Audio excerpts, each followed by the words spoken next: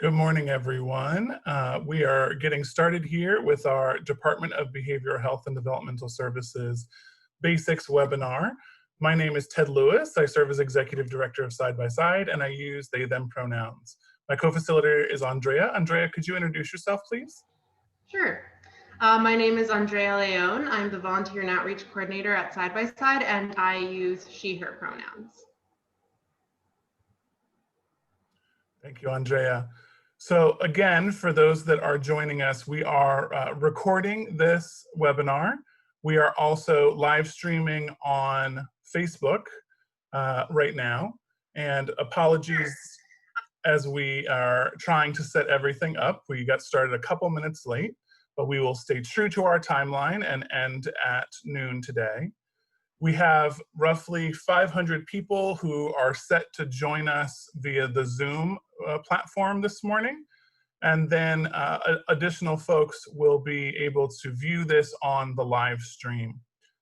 Now, for those joining us on Facebook, myself and Andrea are unable to see your questions or comments in real time. So we encourage you, as the post notes, to email us at info@sidebysideva.org if you have questions or comments that you want to make sure we have access to. We also want to note that if your community service board is interested in bringing this training to your team, to please reach out to us again at info@sidebysideva.org. For those participating in the Zoom, we will have moments where we'll pause for Q&A.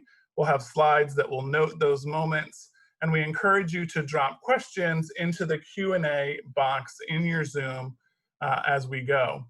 You are also able to vote up questions that you think are important. So if you see a question there that you think you have the same question to, you can also comment on people's questions.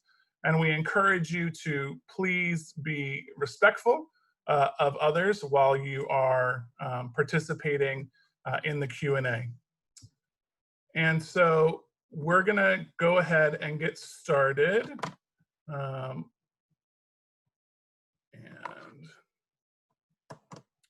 actually give us one moment. We need to double check and test our Facebook. Please hold for 1 second.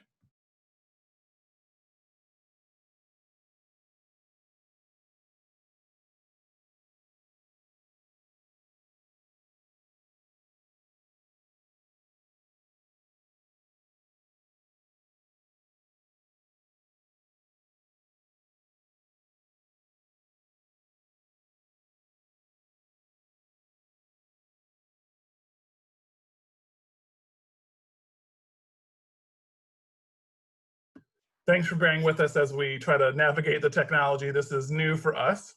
So we're gonna go ahead and get started. I'm actually going to turn it over to, well, actually first, before we begin, I almost forgot, we just added this slide this morning. A big thank you to Glencora, who has been our contact at DBHDS, who has helped to arrange all of these trainings. She's been a real gem to work with, and it's been great to get this information out. Last summer, Side by Side provided day-long workshops to folks that provide mental health and behavioral health and developmental services resources throughout the Commonwealth. And one of the things that we challenged folks with is to try to create more inclusive policies within their own CSBs, their own agencies, and ultimately within the full department. It's exciting to share that as of October 1st, DBHDS agencies will be asked to collect data on gender identity that expands the options beyond simply male and female. And so this is an example of what this will look like. This will ensure that we are able to better capture transgender members of our community and better fully reflect the diversity of gender identities within the communities we serve. So this is just an example of the policy change that can come from conversations like what we're going to have today. And so now I'm actually going to turn it over to my colleague Andrea, who's going to walk us through just our learning objectives and what we'll be doing this morning. Andrea?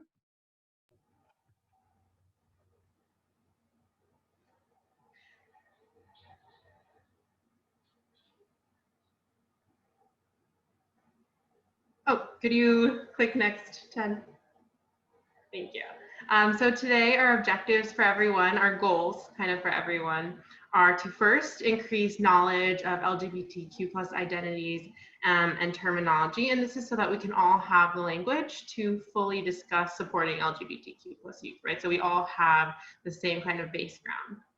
And then 2, we want to increase knowledge of the unique experiences of the LGBTQ plus youth related to behavioral health. And then 3, identify common risks and pathways to risk connected to LGBTQ plus youth. And then we will kind of move forward and address this by identifying best practices and protective factors to counteract those risks and pathways to risk. And finally, we'll be identifying 2 types of allyship behaviors so that you have something that you can take with you as well in terms of your own behavior. Next slide, please, Ted. Some reminders for our time. First, I hope that you all open your mind to something new today. I hope you take multiple new things with you, but at the very least, I hope you find at least one new thing that you learn. Second, prepare yourself for some difficult statistics and realities of LGBTQ plus youth. It can be hard to grapple with, especially if you have loved ones who are LGBTQ plus youth. Third, everyone makes mistakes. It's okay to mess up. It's all about learning from your mistakes and moving forward from that, right? All about the learning experience. Then 4, push yourself to ask questions and to engage in dialogue. 5, remember, you're not in this alone. We're on your side. Side by Side hopes to support you through any sort of questions, any sort of situations that you have where you need support. Right. And next slide, and I'll hand it back off to Ted to get us started. Great, thank you, Andrea. So we're gonna jump into our understanding of the LGBTQ community, which is gonna take up the bulk of our morning session. Now, I wanna note a couple things before we get started. The first is that identity is very personal, and everyone has a different definition for some of the terms that we're going to be sharing today. And we encourage you to be thoughtful and always reflect the language of the individual you're working with, that be the client, the young person, the family member, etc. We're going to try to give you some baseline information about what it means to be a part of the community.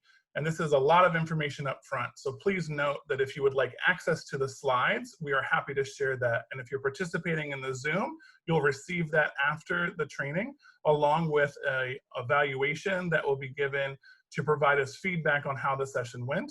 We ask you to please fill those out. That helps us to improve the sessions. That also ensures that we can continue offering that because it gives us valuable feedback. If you're joining us on the live stream and you would like access to a PDF copy of the slides, we're happy to provide that as well. Again, simply email us at info@sidebysideva.org. Now to get us started, now we've been throwing around this acronym LGBTQ, and this is sort of our only Sesame Street-esque slide, right? L stands for lesbian, but it means lesbian, gay, bisexual, transgender, queer, and questioning. Now the term queer is a complicated one. For some of us, we will think of it only as a derogatory slur. I know when I was younger, Smear the Queer was a game we played on the playground and nobody wanted to be queer. But ostensibly queer means different from what's expected, outside the norm, etc. And many people, particularly many young folks, are embracing the term queer because of the ambiguity and fluidity that the term creates for people. But again, some will view it as a negative term. So it's, again, always okay to reflect the language of the person that is coming to you. But because of the complex history of the term queer, it may not be one that you want to start with. It's also important to note that some people view queer as an inclusive term for the fullness of our community, and some don't. So again, it's one of those terms that I would be cautious in using, but last time, it's always important to reflect the language of the people you're working with. Now, while this is the most common acronym that you'll see for our community, the reality is that there are tons of terms that people use to define their gender and their sexuality. Some of these terms you'll find in the dictionary, and some of them you'll only find on Tumblr, but that doesn't make those terms or those identities more or less real or more or less valid. When someone finds a term that defines who they are, that means they found a community, they found a home. It makes people, particularly youth, feel less isolated because it feels like who they are is not the only one. They're not the only person that has these feelings, not the only person that has this identity. And it's really important that people are validated in who they are and that they're affirmed in who they are. So if a person were to share an identity with you that you're unfamiliar with, it's always okay to say, you know, I'm not sure what that means. Could you share what that means to you? Because again, identity is very personal. If you ask 10 gay people what it means to be gay, you get 10 different answers. What's not helpful is saying things like, well, I can't keep up with all these terms, or oh my gosh, another new one, or there's so many letters, I just can't keep track. Because again, when someone finds a term that fits who they are, it means they found a home, they found a community, and that can be very empowering. Now, we could spend our time going through definitions of all these different terms, but that would be probably pretty boring for you all, and maybe not super helpful, because again, these are so specific. So instead of going over definitions, we're going to look at identity on a spectrum. Now, no model is perfect. And in fact, some people really don't like the model we're going to share with you today. But this is one way to think about gender and sexuality. And we found it to be the easiest way for folks that are new to this topic to really engage and understand. So we're going to be looking at your sex assignment, your gender identity, your gender expression, and your sexual orientation as 4 separate yet connected parts of who you are. So again, these are separate yet connected parts of who you are, right? And everybody has all of these factors that make up who you are. So we're going to start up at the top. Sex assignment. Well, how do we determine the sex of a child? Well, we actually only look at external genitalia, penis or vagina. We're not looking at internal genitalia such as ovaries. We're not looking at hormone levels. We're not even checking chromosomes. We're simply looking at what we can see. Sometimes this happens before birth on a sonogram, for example. But that's all we're looking at. And it's something that you don't have control over. It's something that somebody assigned to you based on what they saw. Now, there are people who don't meet medical standards for male or female.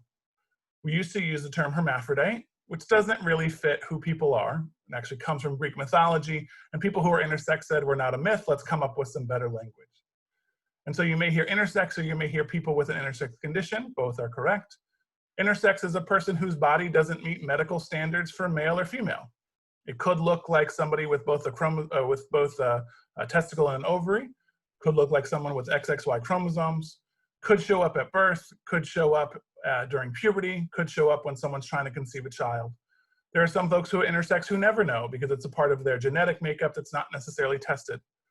It accounts for roughly every 1 in 2,000 births in the world, which is the same percentage of natural occurring redheads that exist in the world. Now, because this is about the physical body, because this is in particular about the physical body in relation to our genitalia, we don't really talk about it in public spaces. It's not something we typically share, even with a counselor or a mental health professional. And so the likelihood that you will have an intersex client is pretty small, in part because of the small number, also in part because it's not something we typically talk about. However, there is a growing movement of intersex folks who are very out and proud with their identity, and so you may see more and more intersex folks in your practice. We're not going to spend a lot of time in our training today talking about folks who are intersex, but if you have additional questions or would like additional resources, we'd be happy to provide that. Now, in addition to your sex assignment, everyone also has a gender identity. This is your internal compass. It's your internal understanding of who you are in relation to gender. And again, everyone has one. For many people, what the doctor said and how you identify lines up with society's expectations. That would be cisgender, cis meaning aligned with or in line. So someone, for example, who was assigned male at birth, has a penis, doctor saw that, assigned you male. You grew up and said, yes, I'm a boy, I'm a man, that fits who I am. That would be cisgender, meeting society's expectations. We used to say that there were transgender people and that there were normal people. And transgender people said, we've met some of you and you're not very normal. And the idea of calling one group normal means the other group is automatically abnormal. So a more inclusive way to think of this is that there are both cisgender and transgender people in the world. Again, cisgender simply means that your sex assigned at birth matches society's expectations related to your gender identity. Transgender then means that your gender identity differs from what society would expect based on your sex assigned at birth. It could look like moving from one pole to the other. It could look like this middle space of non-binary or something outside the spectrum altogether. We'll talk about all those examples in a moment. Now, the key here is when we want to create a more inclusive environment, it's based on a foundation of respect. And the good news with respect is you don't have to fully understand it to be respectful. You don't have to fully like it. You don't even have to fully agree with it to be respectful. One of the key ways to be respectful is to believe people when they tell us who they are and affirm their identity consistently as a sign of respect. So for example, if I'm talking about a transgender woman, talking younger ages, that would be a trans girl. MTF is a term you may hear, although it's usually used in more medical settings, and refers to male to female. A trans woman could also be called simply a woman. That's a perfectly acceptable term. Trans just denotes the type of woman, in the same way we would talk about a cis woman or a cisgender woman. Laverne Cox is a famous actress from Orange is the New Black. She's an example of a transgender woman. She was assigned male at birth, identifies and is a woman, uses she, her pronouns, and goes by Laverne. Now I'm gonna call her Laverne, even if that's not her legal name. Now you do this already with your clients as the way to build community and respect. For example, my legal name is Theodore, and I hate Theodore, because for me, growing up, it meant I was the short, fat, stupid chipmunk of Alvin and the Chipmunks. So I didn't want to be Theodore. And I've never had a teacher or a counselor or a doctor or a colleague or a boss tell me they have to call me Theodore. People call me Ted. It's on my email address. It's on my on my email address. It's on my business card. It's how people refer to me. The only way you would know that is if you ask me what name I go by. So one way to be more inclusive is to ask people the name that they go by or their chosen name. With transgender people, it's also important to note that names often denote gender identity. Ted is often viewed as a more masculine name. If I was to go by Laverne, that's viewed as a more feminine name. And so again, consistently using someone's chosen name not only affirms their identity, but can also affirm their gender, and is very important. If I want to talk about a trans man, or again, younger would be trans boy, and again, F to M would here mean female to male, but again, that's usually only used in medical contexts. It would be someone like Kyler. Kyler was the first out transgender person to testify in Congress. He's a professor and a lawyer. He was assigned female at birth, identifies as a man, uses he, him pronouns, and goes by Kyler. Now, typically when I see someone, I'm going to give them a pronoun based on their gender expression or what I can see. A more inclusive way to approach this is to ask people what pronoun they use. Now, we'll tell you at Side by Side, we tell this to all the groups we work with, and the biggest pushback people provide is that they forget what pronouns are. So sometimes you have to remind folks that really, how do I refer to you in the third person, right? But providing people with options of how they want to be referred to not only affirms their identity, but ensures that you're providing them with the respect that they deserve. Now, I'm also showing you images of Laverne and Kyler so you can see some examples of what transgender people look like. And also because Kyler and Laverne are engaged in what some people refer to as cis passing or cis assumed. In other words, people look at them and don't know they're transgender and assume that they are cisgender men and women. I share this because oftentimes we hear from providers that they don't have any transgender clients. And if you're not collecting data on gender identity, then you actually don't know if you have any transgender clients. Transgender people may not be out at all and haven't started their transition, whether that's social or medical, or maybe they've transitioned and are not sharing that information out publicly because all their documentation now reflects who they are. So the idea that you can spot a transgender person is just not true. Now, non-binary may be new to some folks, but it's not new in the world. Non-binary people have existed for centuries in all different cultures and in all different communities. And non-binary simply means that the individual feels that the categories of man, woman, boy, girl don't fit who they are. They may ask you to use a more ambiguous or androgynous name. They may ask you to use a different pronoun, such as the singular form of they. Now, I identify as non-binary. I use they, them pronouns, and I can tell when people are trying versus when people who have completely given up. And I've had colleagues who, not colleagues, but I have folks that I've worked with in the community who will tell me, you know, I don't think I'm going to get this right, so I'm just going to go by he. Well, that tells me that they don't respect me enough to try to use my pronouns consistently. Now, sometimes I get a little feedback from folks that are concerned regarding the grammar of using the singular form of they. So I just want to note a couple of things. First and foremost, I think it's important that we recognize our goal here is to be respectful of the individual, and ultimately that should triumph over grammar rules. However, grammar, if we're going to be strict about it, really relies on what style guide you're looking at. And the singular form of they has not only been grammatically correct for centuries, but it's been included in many different style guides, including most recently being updated as an acceptable singular use in the Washington Post, New York Times, etc. Now, again, the goal is to be respectful. The AP News does not include the singular form of they in their style guide. So Sam Smith, the singer, recently came out as non-binary, and the headline of the AP News read, Sam Smith comes out non-binary, uses they, them, and then the entire article referred to Sam as he. It felt like a slap in the face, not to mention just really stupid journalism, because you literally said that this person uses they, them pronouns and then disrespected them by using a different pronoun in the body of the article. So again, the goal here is to be respectful. You got to try. And people know when people are trying versus when people have given up. It's important to try to practice this with your colleagues or coworkers so you can get it right. At Side by Side, we had a youth that came to us and brought a cake into the center and said, my principal got my pronoun right. It's the best day ever. And we found out that that kid actually brought a cake to their school as well because they were so excited that the principal got it right. That's how much this means to people. It's important to recognize too that non-binary isn't a simple single identity. It can show up in lots of different ways. There's no right or wrong way to be non-binary. And this image here shows you many different ways of how this can manifest. And again, our goal here is to be respectful. And so what I need to know is the name you use and the pronoun you use so that I can be respectful of who you are. Beyond that, it depends on our relationship of how much I'm going to share. Right? Now, when we talk about transgender folks, one of the questions we often get asked because we work with youth is how young is too young? When do people know? So research shows that children understand their own gender identity as young as 3 or 4. At those ages, it's usually in relation to someone else. I'm a girl, you're a boy. By the age of 6, most children's gender identity is constant and independent of external factors. In other words, they don't have to compare themselves anymore to others. Now, what you're looking for is someone who's persistent, insistent, and consistent with a gender identity that differs from what they were assigned at birth. It's not uncommon for transgender youth to use various terms to define who they are as they learn more inclusive language, as they learn more options to better understand their identity.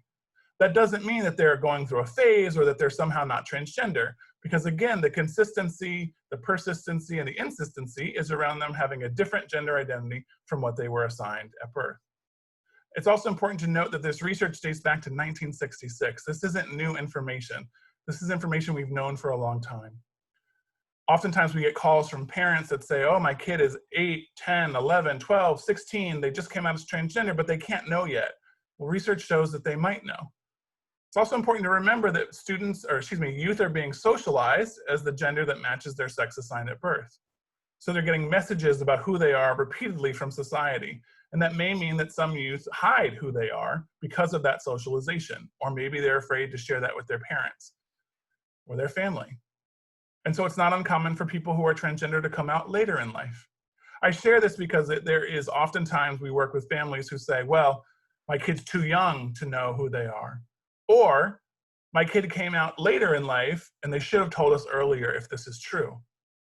We believe people when they tell us who they are. And when people share that is on their timetable, not on ours. There's no right or wrong time to come out. Now, what I didn't say, because it's not happening, is that 6-year-olds were having surgery. But that's where people's minds go, because unfortunately, there's a big focus on transgender people and medical transition, and particularly around their genitalia.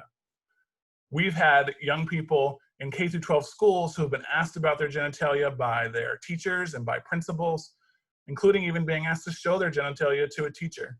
That's extremely inappropriate. It's extremely not okay. And there's a big focus on this. For example, Laverne Cox in one of her first TV interviews was asked by Katie Couric on live TV to describe her genitalia. I've never heard Katie Couric ask about the genitalia of any other actor or actress.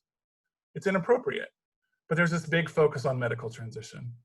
Now, we want to note what transition looks like for you all, but I want to make a big emphasis on that asterisk under medical transition, that if you're not the medical provider or the counselor who's assisting a client through medical transition, these are questions that really aren't your business. And you should only be talking about an individual's medical transition or their desire to medical transition if they are comfortable with it and if they're bringing it up. Unless, again, you're the provider that's helping them through that transition. So social transition would be somebody maybe using a different name or a different pronoun that better aligns with their gender identity. It's possibly changing their outward appearance, maybe their clothing, maybe binding their chest or using breast forms. It could be internally and or publicly claiming a gender different from what we would expect based on their sex assignment. Medical transition is when a transgender person seeks medical intervention to alter their body to look the way they want it to look. For younger youth, they may utilize what are called hormone blockers, which is simply a pause button. It delays puberty.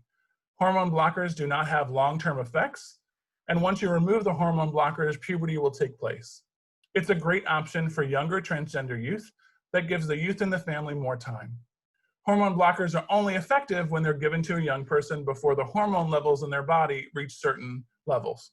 And so it's really important for younger youth who are interested in medical transition to get connected to medical providers who can offer this early in life so that they can know all of their options. Hormone replacement therapy, sometimes called cross-sex hormones or simply HRT. There's also someone who may want to have surgery on their chest or breast area or surgery on their internal, external reproductive organs. And again, if you're not the medical provider, this is information you don't really need to know, even if it's stuff you want to know, right? Now we're going to talk about gender expression. Now, gender expression is how we express ourselves in terms of how we outwardly meet the cultural norms and expectations associated most often with masculinity or femininity. Gender expression is different than identity, and gender and expression is cultural and it's specific to the community that you're a part of, the time that you're in, etc.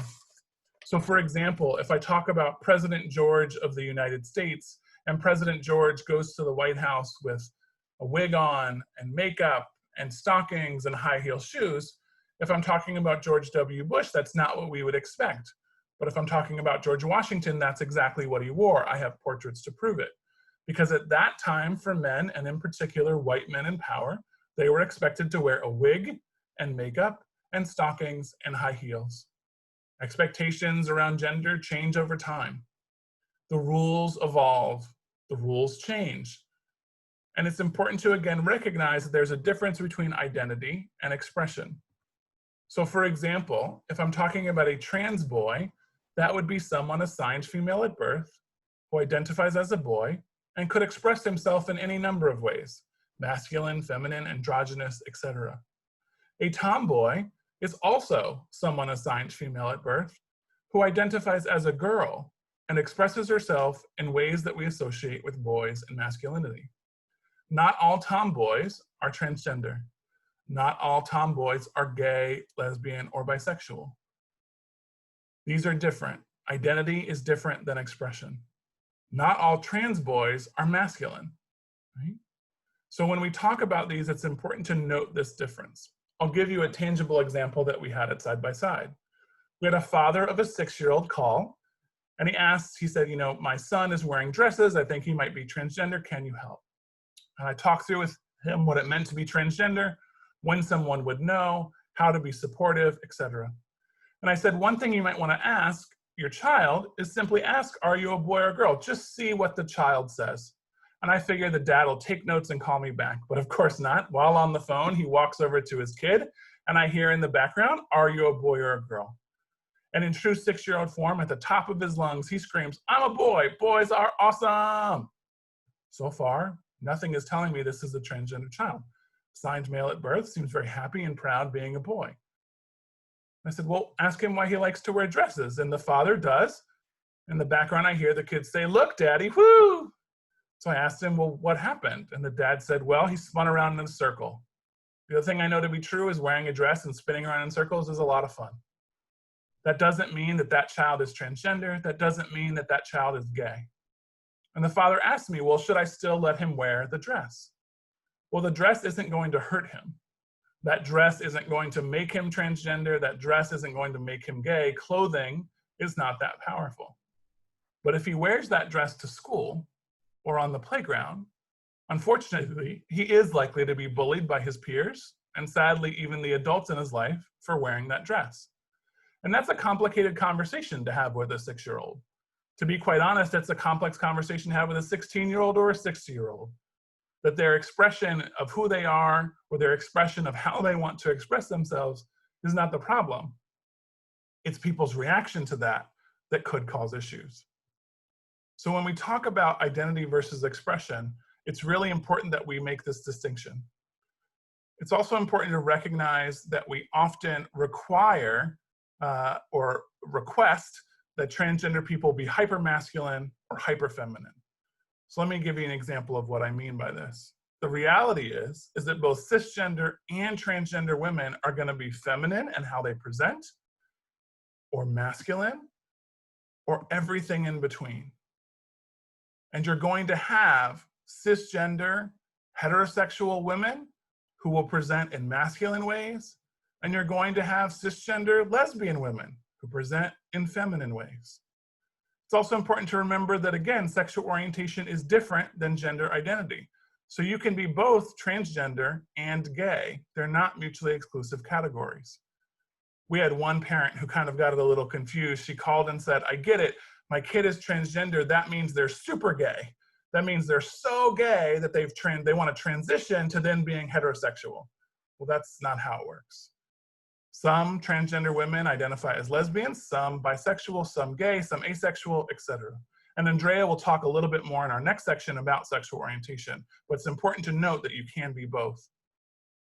We expect transgender women to be hyperfeminine, and we also expect transgender men to be hypermasculine. But again, both cisgender and transgender men are going to be all over the map in terms of their expression. In one of our trainings, we had a counselor who came up and said, I have a client who thinks they're transgender. And even in that description, I knew that this counselor didn't believe their client because of the way they framed it. But she said, I have a client who believes he's transgender, but last week he wore a dress to our session, so that means he doesn't really want to be a boy. Sometimes boys wear dresses. There's any number of reasons why that boy might have worn that dress. Maybe it's because he looked good in it. Maybe it's because he wanted to spin around in circles. Maybe it's because it was 10,000 degrees outside that it sometimes get in Richmond or Virginia, and that's what was most comfortable. Maybe he wore it because his grandma asked him to. Maybe he wore it because it was a dare. Maybe he wore it because he felt pretty that day. We don't have to expect hypermasculinity from trans men or hyperfemininity from trans women. We believe people when they tell us who they are. Expression and identity are different. It's also important to recognize that this binary is not on equal footing. In other words, for example, tomboy is a term we use for girls who are more masculine. The only term we would have for boys who are more feminine is sissy. And sissy doesn't have the same positive connotation that tomboy often does. These are not on equal footing. Now, our key takeaways here is, again, to recognize that gender expression doesn't always align with a person's gender identity for any number of different reasons, including the individual's safety. The other piece is to recognize that regardless of identity, youth who express themselves outside the norm in relation to gender expression are going to be most targeted for violence and harassment. We go on what we see, right? Whether or not that person actually is transgender or is LGBTQ. And lastly, feminine men and transgender women are the most likely group within the LGBTQ community to face violence and harassment. Now, again, the reason here is because that binary is not on equal footing. One of my favorite quotes that's attributed to several different authors is that homophobia is a room in the larger house of misogyny. In other words, there's a connection between anti-LGBTQ sentiment and hatred of women and things that are feminine. It is okay, and in fact even applauded in our society, for women and girls to be more masculine. Tomboys, for example. Even with adults, if you remember Pantsuit Nation, that positive connotation with masculinity. We don't afford the same to femininity and boys. The idea of a boy wearing a dress is viewed as negative or wrong. Now, this is shifting in our culture, but that sentiment is still very much in our community. And that reaction is often violent. This is particularly true for transgender women. And oftentimes the violence that transgender women face is from heterosexual cisgender men who find them attractive. They see this woman, they think she's cute, they think she's sexy, etc. And then they find out she's transgender, and somehow that makes them feel like she's not a real woman. And because of that, that makes them have a panic moment of who they are in relation to their own sexuality. But again, transgender women are women. If you're a heterosexual man and you find her attractive, that's what heterosexuality is. But because of homophobia and transphobia, that panic sets in and unfortunately often has violent results. Now, when you add on multiple layers of oppressed identity, the statistics get very scary very fast. So today in the United States, the life expectancy for Black transgender women in the US is only 31 years old. And a big part of that is because we don't affirm transgender people, and in particular transgender women, as women in our community. And so that's one of the biggest things we can do, is believe people when they tell us who they are, respect and affirm their identity consistently when we're referring to them. So we're going to actually pause here for a moment. And as a reminder, those that are on the webinar, on the Zoom webinar, you can drop questions in the Q&A function. For those of you who are joining us via Facebook, Andrea and I are unable to see your comments in live time, although we're trying that. And it would be best if you had a question and that we don't answer to follow up at info@sidebysideva.org, and we'll follow up after the webinar. So let's check our Q&A. I don't see anything on my end. Andrea, did you get any questions in the chat? Yeah, so there was a question asking for some more examples on using they, them pronouns. So specifically, like, would they as my brother be correct?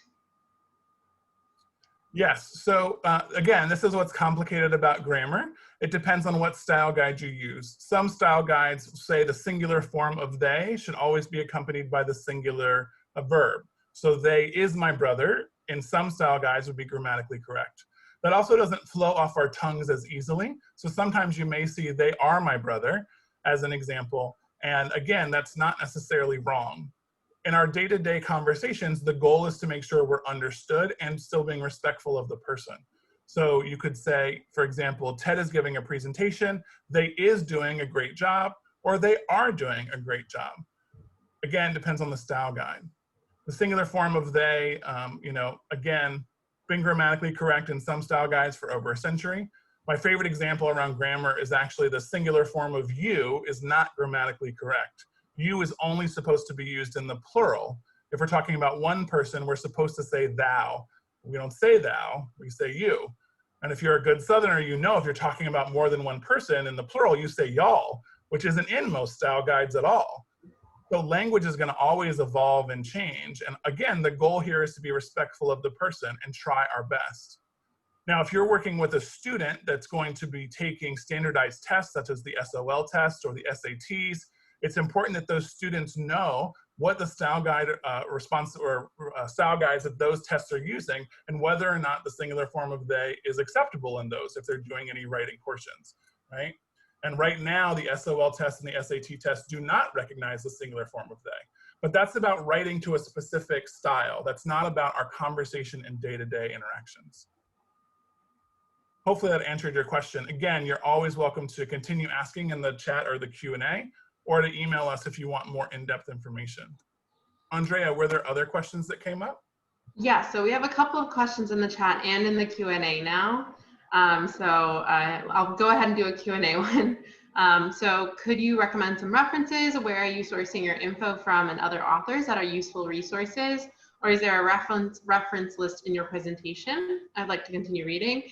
So we mentioned this a little earlier in case someone had missed it, but our slides are going to be available for viewing if you want to after the presentation, and we'll send the link to that through email, or if you're not on our email list for this presentation because you're watching through Facebook, you can also email us. The email is on the slide there, info@sidebysideva.org. And if you look on the bottom, like the bottom left of each slide, we usually list our sources there. And we also, in case you are interested in a specific topic, we also have other resources we'd be happy to share with you. You can just kind of email us and let us know, like, I'm interested in knowing more about X, Y, Z. Do you have any resources on that? And we can send those along to you. Yeah, do you have anything to add for that, Ted? Just at the very end of our presentation, we also have some links to some national and local resources. One of the biggest ones that we utilize for the information around gender in particular is Gender Spectrum. Gender Spectrum works with K-12 schools on being more inclusive and specifically focuses on transgender and non-binary youth. They've got a lot of great additional resources in reading. And then Teaching Tolerance is the education wing of the Southern Poverty Law Center. And they have lots of information for educators in particular. But I will also say that the APA, for example, the American Psychological Association, American Psychiatric Association, all have resources on LGBTQ folks. And again, as Andrea said, we're happy to get you more resources if there's something more specific you would like to learn more about.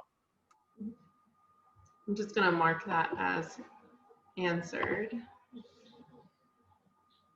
And then someone had asked, what is the difference between non-binary and gender fluid? So what I would, again, identity is very personal. So I'll share sort of how we would frame this at side by side, but somebody who uses those terms to define themselves may view it slightly differently. We would say that gender fluid would be an example of someone who's sort of under that non-binary umbrella. So if you think of it as transgender sort of being this bigger umbrella where there are both binary transgender folks, someone like Laverne Cox, who shifted from one level of the binary to another, or non-binary, and then there's sort of a non-binary umbrella where you would have somebody like gender fluid, gender queer, agender, etc. And again, those different terms are going to depend on how that individual identifies. But if you remember back to the slide where we showed the different ways people can be non-binary, that, you know, a different day-to-day could be an example of how somebody thinks of their gender fluid identity. So gender fluid would sort of be under the non-binary sort of umbrella there, right? I think it's also important to realize that a lot of times folks, particularly youth, will use the terminology they think the adults around them have access to. So one of my favorites is we had a youth who came and said, I came out to my mom as gay because she gets gay. I'm actually asexual, pan-romantic, trans, non-binary, but she doesn't get that yet. So we're gonna start with gay because she understands that, and we'll get her to a place where she can better understand my identity later, right? So I just share that to note that sometimes people will use language they think is more accessible to their audience so they can be understood, and will later get you into other types of language, which is where you may have somebody say, oh, I'm non-binary, and later share, well, I'm actually gender fluid, because they think you may have more access to the term non-binary than gender fluid, for example. So let's take a couple more questions. Again, just as a reminder, there's about 500 of you on the webinar, so we're going to try our best to answer as many of these as we can and ensure that we get to the rest of our content. So Andrea, do you want to take a couple more? So there's someone who asked, they said, I have been told by some people who identify as transgender that they do not like to be asked pronouns because cis folks are not getting asked about pronouns. And it insinuates that being trans is not the norm. What is the best way to be respectful of this?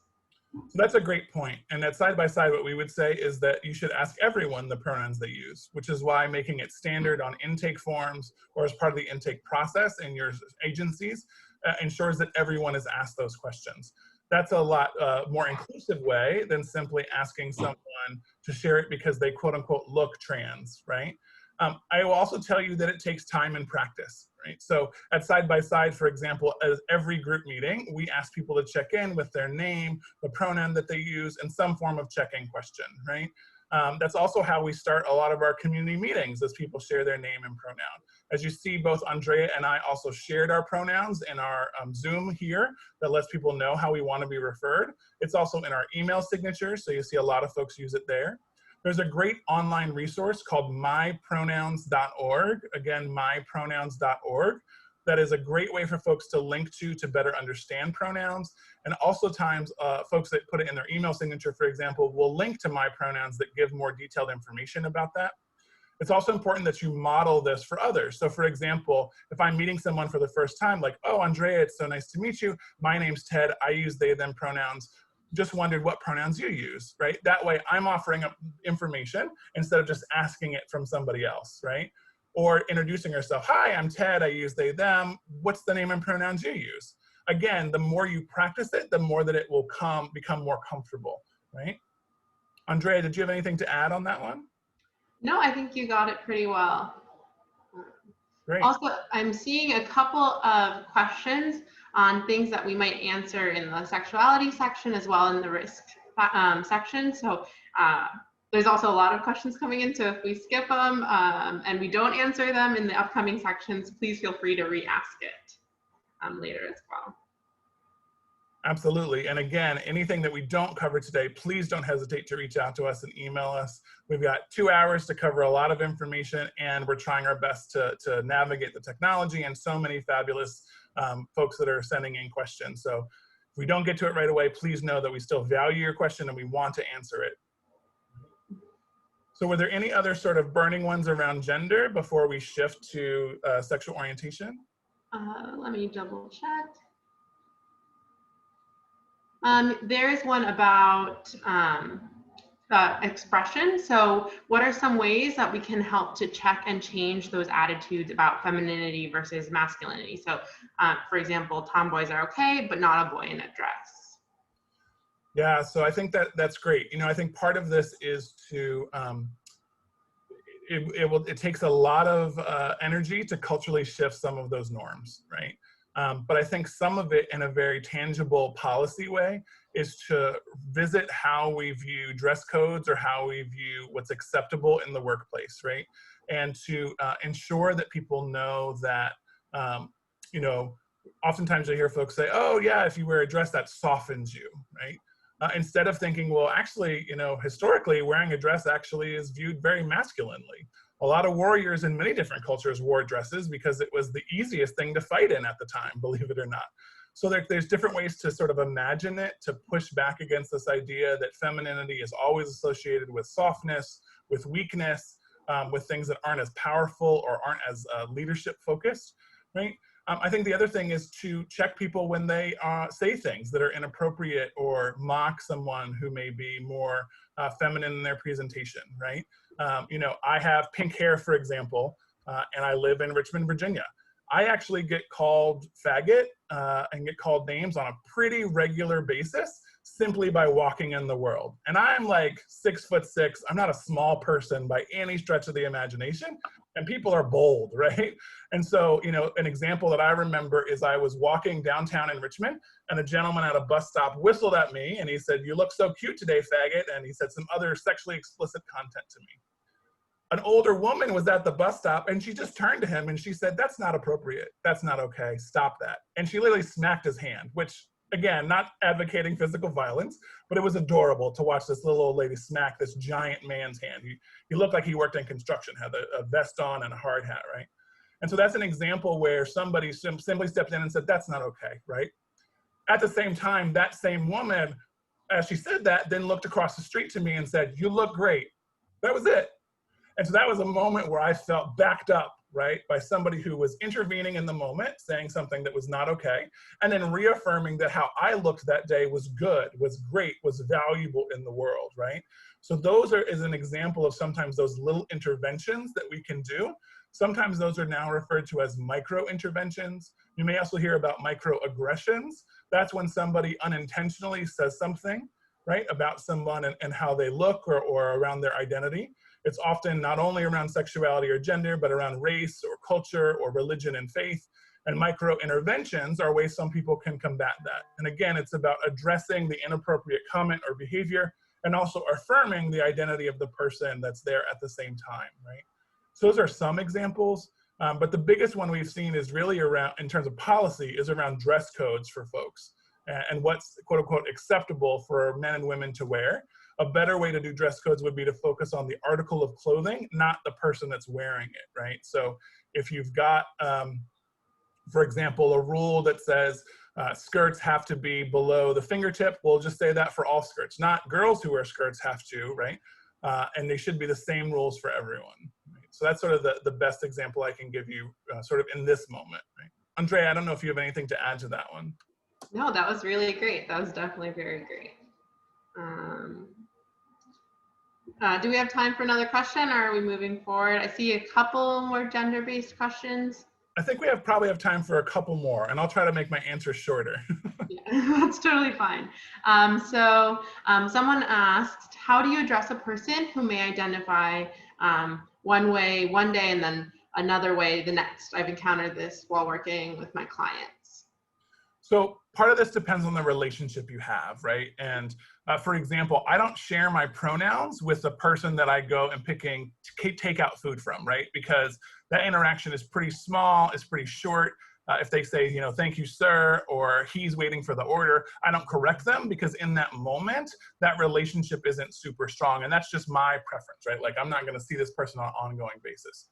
But my colleagues, I will definitely correct and note. And so if I had a colleague, for example, that used different pronouns on different days or depending on how they feel, I would then take an effort to check in with them, right? Because I have that relationship. So if it's with your client, if I see them on the next day, say, hey, what pronoun are you using today? I want to try to get it right, right? And if you make mistakes, or rather when you make mistakes, because mistakes will happen, it's important to apologize, thank them for correcting you, and move on, right? Don't overblow the situation and go overboard with your apology, but simply saying, oh, sorry, I messed up. Thank you for correcting me. I'll try better. And then you really have to try better. That's the key, right? Sometimes it's also important to recognize our own limits, and that maybe if we can't get it right, the best thing to do is to get that client to another provider who can get the pronoun consistently right and the name consistently right. But if someone's changing on a regular basis and they've shared with you that they're changing, then asking them consistently, well, what pronoun should I use today, is actually affirming their gender, because you're recognizing that it does change and you're asking them in the moment what works best for them. Andrea, anything to add? I would like to emphasize that, especially when you're talking about or working with young people, that this can happen often, that they're still kind of figuring things out. So not just gender and other identity labels, things are going to change sometimes pretty often, even sometimes week to week. Right. And everyone has a different path. There might be some youth that you work with who this is their identity and that's it for the entire time you work with them. And then there's going to be some like this case here, right, where it kind of changes all the time. And I think the most respectable thing that you can do, the most kind thing that you can do, is to kind of be there with them. And how Ted said, just check in on a regular basis, right? Like, what are your pronouns this week? Or are your pronouns, have they changed since last time we met? And you can also, depending on the setting, just always constantly introduce yourself in a group setting with your pronouns, and it allows people to kind of update you on their pronouns as well. All right, let's see if I can find another question. Yeah, let's do one more and then we'll shift to sexuality. And again, if we didn't get to your question, stick with us, we may get it to it later, or you can always email us. Someone's asking about people who have multiple pronouns. So they've seen some people have pronouns that say either she, her, or and they, them. And they want to be respectful and understand what that means and how to refer to that person. So again, I think this is going to depend on the relationship you have with that individual, right? In part, it's important to realize that some folks who will say, I use she or they, are doing that to make it easier on the other people, right? So I know, for example, folks that actually would prefer to use their chosen pronouns of they, them, but will allow a he or a she pronoun to make it easier for others. I'm not saying that's true for everyone, but that's true for some folks. And in there, it's helpful to try to use more of the they, them pronouns. If someone really does say, well, any pronoun works, or I use she or they, it's helpful to try to use both when you can, right? And not necessarily at the same time, right? But in the conversation, right? Is to try to be respectful of that. If you're ever sort of worried, again, if this is a client that you're working with, it can sometimes be helpful to check in and say, hey, we've been working together. I've been trying to be consistent with your pronouns. I want to check in and see how we're doing on that. Did you have any changes? As Andrea said, it's not uncommon for folks who are on their coming out journey to use different pronouns. It's also not uncommon for folks to use different pronouns in different settings. So for example, we have a lot of youth who will use a certain pronoun at school or at work and a different pronoun at home or at side by side, because those environments feel different, right? And they can feel more affirmed potentially at side by side than at school, right? For example. So that's also important to note. Now, for the sake of time, we're going to go ahead and shift into our next section, but keep having those questions come in and we will try our best to get to them. We do have a couple more spots where we'll break for questions, but we also want to get to the rest of the content. So Andrea, are you ready to take us into the next section? Already. Great. So we've gone over the first three spectrums here, and we're going to go into sexual orientation now. So instead of explaining sexual orientation to you, like the previous identity spectrums, I'm going to ask you all to take a guess on what you think it is. So I'm going to go ahead and send a poll to everyone. And feel free to answer it Just take a guess, best guess. You don't have to be right. You're not graded on this. Yeah. I'll give you all a couple of seconds to do that. So the question is, for those of you who might be listening in through the phone, the term sexual orientation refers to A, feelings, B, behaviors, or C, both.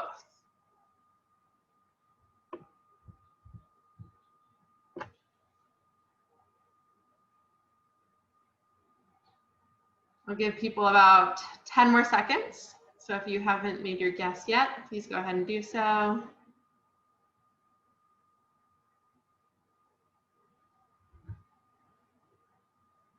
All right.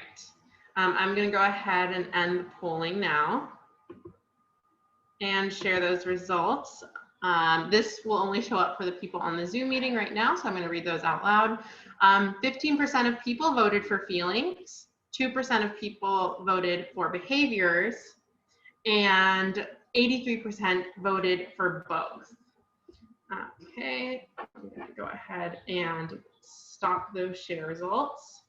So the answer is actually, can you click next on there, Ted? A, feelings. So most people got it incorrect. No shame in that. Most people, right off the bat, when you don't have too much time to think about it, tend to choose both. And the reason that it's feelings is because it's important to center feelings as the basis of sexual orientation. Because someone's attraction doesn't need an act in order to justify it.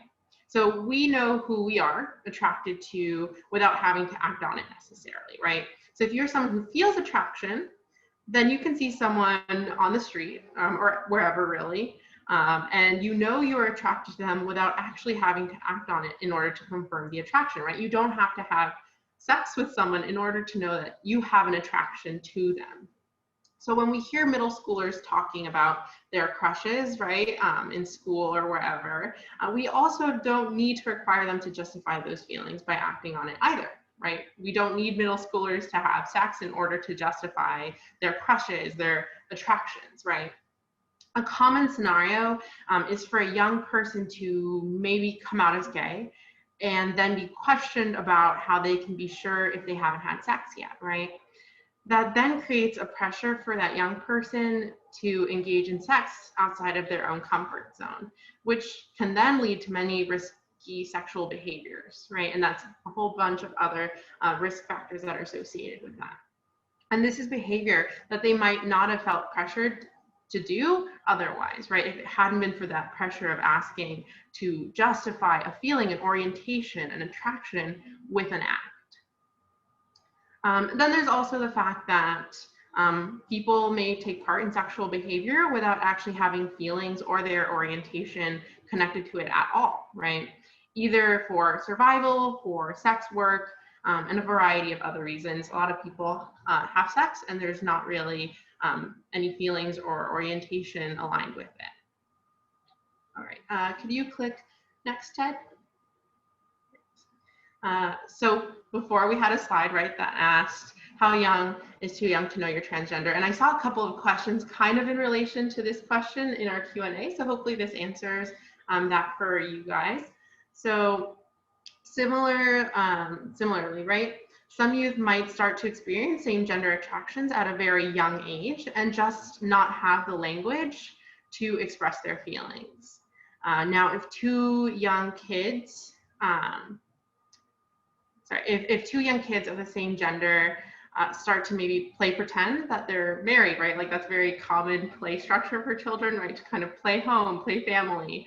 And they start to play pretend, right, that they're married and they're both of the same gender. That can be a sign of attraction, right? It could be, but it could also just be a sign of play as well. As Ted stated earlier, kids do things because it's fun sometimes, right? It's not anything deeper than that. It's just fun.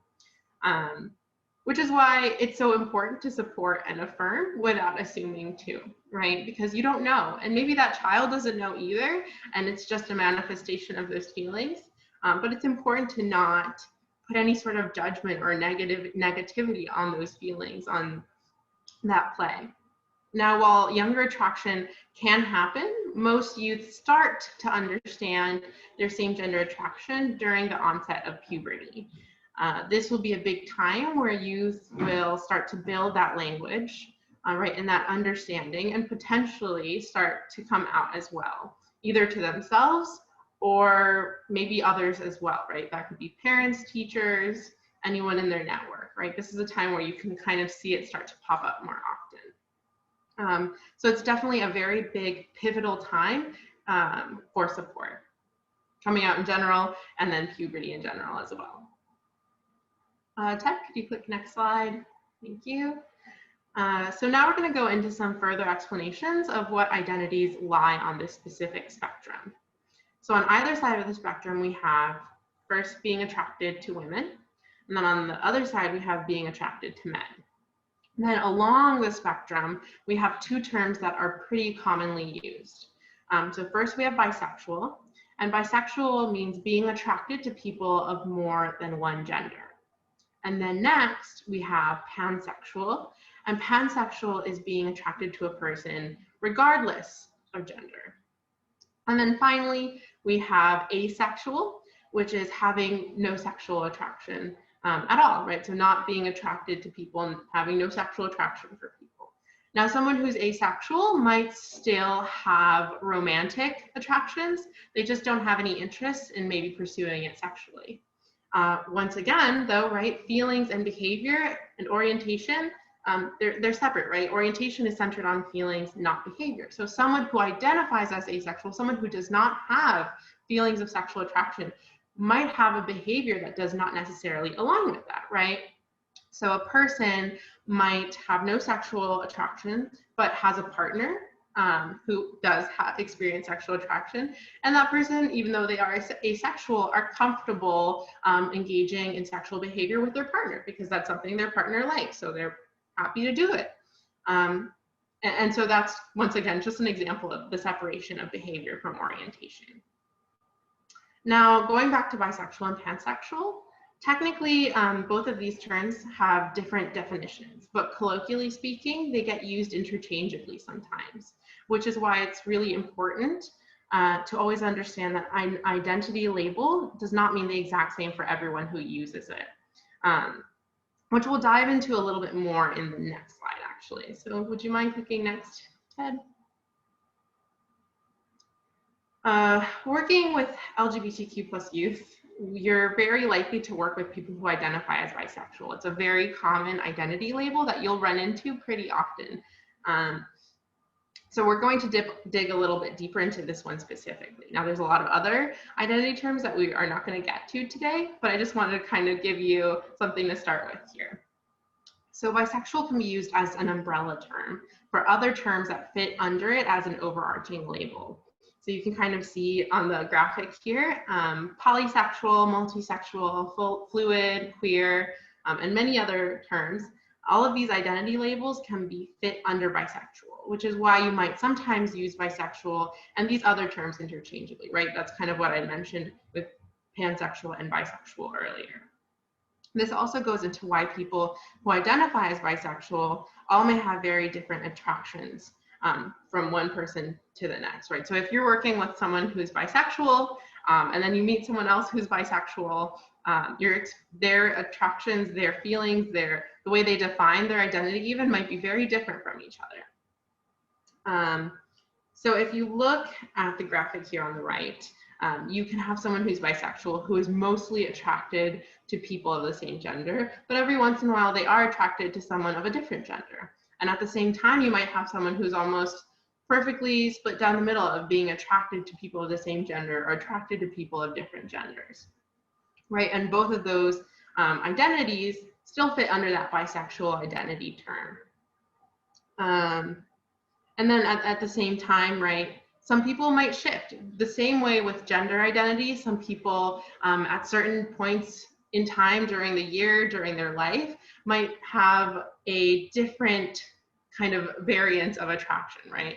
So maybe someone will go from one of the pie charts that you see here that are on the left and change it completely to one of the ones that are on the right. So those can also change. Ted, can you click next slide?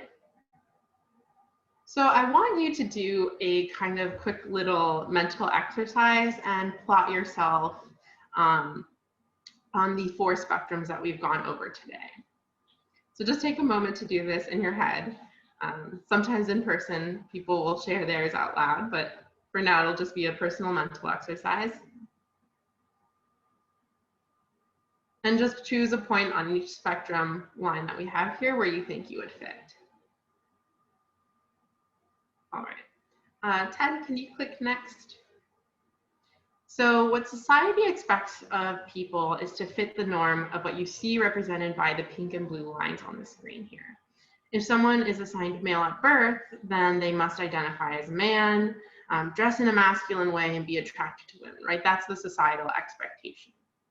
And there is a baseline expectation that normal people will fit in these lines, right? What is normal is to be assigned female at birth, identify as a woman, express yourself in a feminine way, and be attracted to men, right? Both of these sides. However, people are so much more complex than this. If you wouldn't mind clicking next there, Ted, thank you. Right, people are not simple. People are not normal. They don't fit into a simple category, right? Identity is so much more complex than the pink and blue lines. People's lines across these spectrums also don't rely on each other, right? We've gone over how each of these are separate identity pieces, right? Sex does not define gender, does not define expression, which does not define orientation, right? Someone can be, like if we look at the purple line, someone can be assigned male at birth and identify as a man, but then express themselves in like a kind of more feminine way and be attracted to men, right? And the lines here are just examples, but they could be all over the place. And sometimes people even find these spectrum lines too simple. Some people say, I'm not a dot, I'm a range on this spectrum as well, right? This is just kind of a way to visualize it a little bit easier, but it's even more complex than this too. Could you go ahead and click next, Ted? So this expectation of normal that I was mentioning before is called the gender binary. People who don't identify along those outer blue and pink lines will feel a constant pressure by society to have their identity, who they are, be met by this norm. And what happens over time is that LGBTQ plus people are constantly told by society, the people around them, the gender binary, all of these things, that who they are is abnormal or even wrong, right? Over time, being told that who you are, right, your identity, something that's intrinsic to you, is wrong, can cause more and more risk factors. And we'll dig a little bit more into this soon, but obviously just try to get the point across, right? Constant rejection is not going to be good for anyone's mental health. And so this is kind of the basis of when we're talking about mental health issues and risk factors with LGBTQ plus youth. It's not because they're LGBTQ plus that they're facing these risk factors, but it's because of the gender binary, these expectations, the society around them that can cause the risk factors. All right, could you click next slide, Ted? So identity is complex and intersecting, right? We've gone over 4 identity lines so far today, but there are so many other identity lines that exist that influence how you work with a person, right? We look at the whole person, not just a specific aspect of their identity, right? So there's ability, there's age, there's ethnicity, religion, socioeconomic status that we also have to take into consideration. Right, when we're working or talking to a trans person, right, that person's experience is going to be very different if they are a white trans person versus if they are a Black trans person.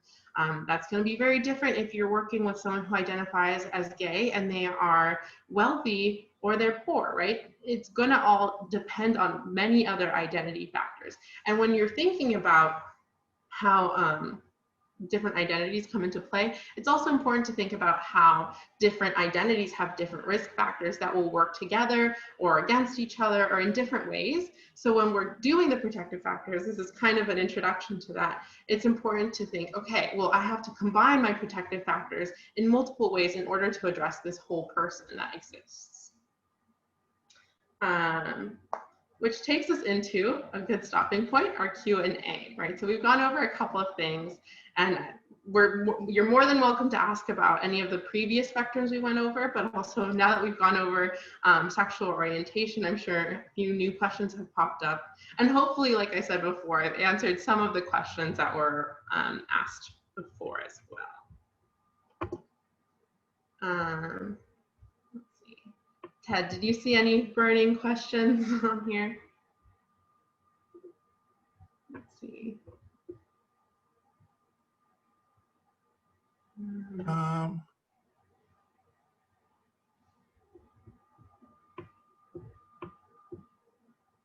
Oh, I do see someone who'd asked why we're focusing on youth rather than all ages. So Ted and I, in case you missed at the beginning, we work at Side by Side, and Side by Side focuses on LGBTQ plus youth in Virginia, right? That's our mission. And that specifically covers youth from the ages of 11 to 24 is kind of our age range that we work with. Different services that we offer have different age ranges. So that's kind of the basis of our understanding and our research. And a lot of the information we're sharing, though, will apply to people beyond that age range as well. But that's just kind of where we're coming from. Do you have anything to add to that, Ted? So again, there are a couple of ones that you somewhat covered here, but just again, you know, if you could note that how is pansexual and bisexual different? Mm-hmm. So pansexual, right, and when we're going to like the technical terms, right, pansexual is being attracted to a person regardless of gender. And then bisexual is being attracted to people of more than one gender. So someone who's bisexual might have a specific interest, right? They might be attracted to two different gender identities, right? Maybe someone who's bisexual is attracted to only women and people who are non-binary, or maybe they're attracted to people who are men and people who are non-binary, right? It's anything that's more than one identity, basically. Whereas pansexual is kind of completely off the spectrum. It's someone who almost, you could say, in a way to make it basic, right, is that they don't care about gender in terms of their attraction, right? Their attraction is not based on gender alone. So it wouldn't matter if someone is non-binary. It wouldn't matter if someone's a man. It wouldn't matter if someone's a woman, because their attraction is not based on gender identity. So those are the differences between bisexual and pansexual. Bisexual is still dependent on a gender identity. Pansexual does not depend on it at all. And once again, they get mixed together very often, or colloquially speaking, like people kind of can use them interchangeably. So that's also why it's important to, if you meet someone who identifies as bisexual and it's appropriate, you can ask them, like, what does that mean for you? Hopefully that answered it. Do you have anything to add for that, Ted? No, I think that was great. Thank you, Andrea. We have a couple more in here that go back to our gender spectrum section.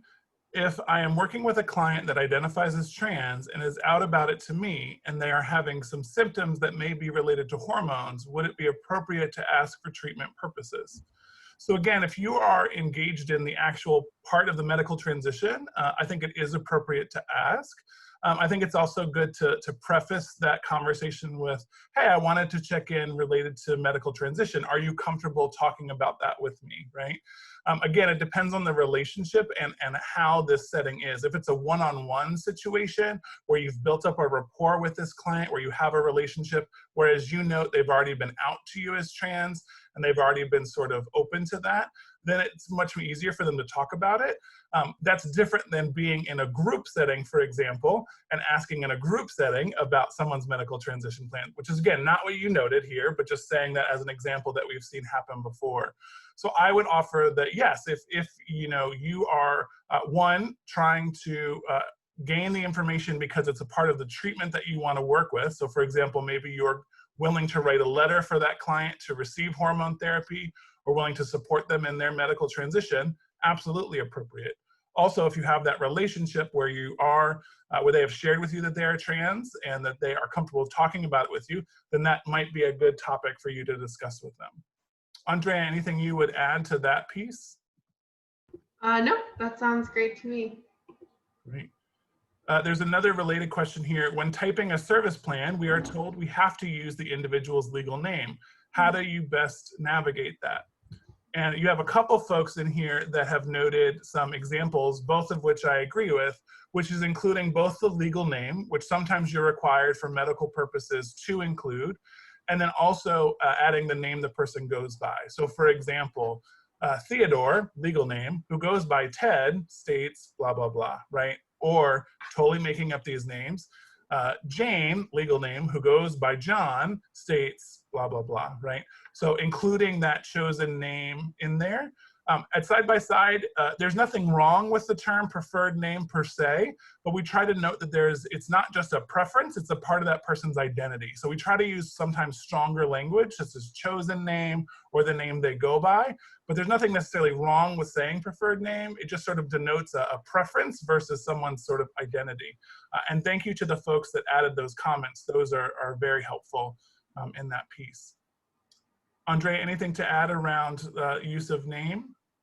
No, not in particular. I will read out the examples in case someone's calling through phone. So some people said an example of how to navigate that would be to say, just like written out, the name, the chosen name of your client, right? And then in parentheses, the legal name. There is a question on someone asking to elaborate on transgender homosexuality, right? So I think that please feel free to expand on that if I'm not answering it the right way. But what I believe this person is asking is kind of like the separation of those two spectrums, right? So can someone be transgender and also identify as gay, right? On the sexual orientation mark, or be anywhere along there? And the answer is yes, right? Because they are separate, right? So someone who is transgender, right? Let's say we have someone who is a transgender woman, right? Male to female, in case that elaborates better for you. They can identify as a lesbian, right? Because they are a trans woman, they are a woman. So maybe they identify as a trans woman who is a lesbian. Or they could be a trans woman who identifies as straight. Or they could be a trans woman who identifies as bisexual. It could be anywhere along the sexual orientation line because they're not connected. Do you have anything to add to that, Ted? No, just that it's not, I don't want to say this is common, but we've seen this happen before, that young people and even adults who are navigating their gender identity, who are coming out as transgender, who are understanding their gender different from what they were assigned at birth, will sometimes focus on that first and then figure out sexuality, right? And because it's often connected to their gender. So it's not uncommon for that to happen, right? Not saying that's everyone's experience, but that's just, an example.